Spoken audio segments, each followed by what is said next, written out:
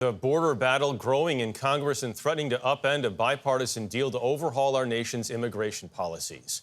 President Biden again urged Congress to pass the deal, which he said would include the toughest set of reforms ever in our country to secure the border.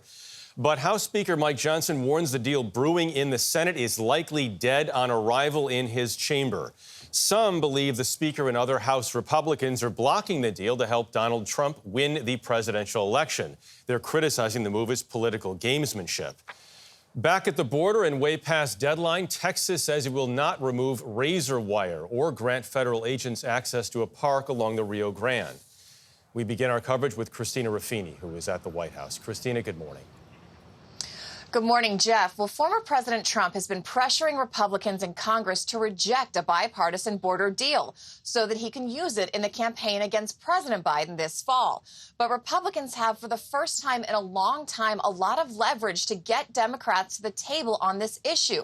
And even they admit they're unlikely to get a better deal.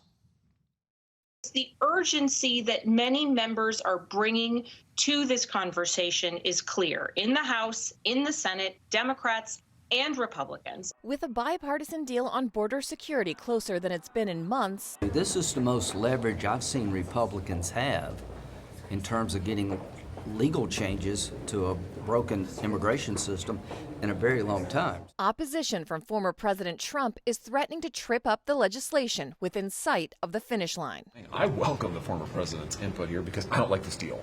This week, Trump issued a statement saying a border deal now would be another gift to the radical left Democrats, and has been appealing directly to GOP members of Congress, asking them to scuttle the deal. In a letter to House Republicans Friday, Speaker Mike Johnson wrote if rumors about the contents of the draft proposal are true, it would have been dead on arrival in the House.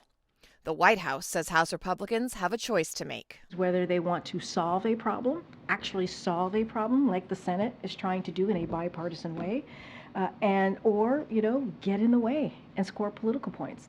But many Senate Republicans who've been working hard to get an agreement are displeased with Trump's pressure campaign. The fact that he would communicate to Republican senators and congresspeople that he doesn't want us to solve the border problem because he wants to blame Biden for it is really appalling. And it's not just border security on the line. The $100 billion bill also includes funding for the war in Ukraine, much of that money going to American defense contractors with the weapons it needs to keep Russia at bay. I would hope that one person isn't so powerful inside the Republican Party to hand Ukraine to Vladimir Putin. Now, at the same time, Speaker Johnson says he's going to move forward with plans to hold an impeachment vote for Homeland Security Secretary Alejandro Mayorkas. Democrats and even some Republicans have criticized that timing and said the issue is a policy discrepancy with how to address the problems at the border and does not rise to the constitutional thresholds for impeachment. Dana? All right, Christina, thank you.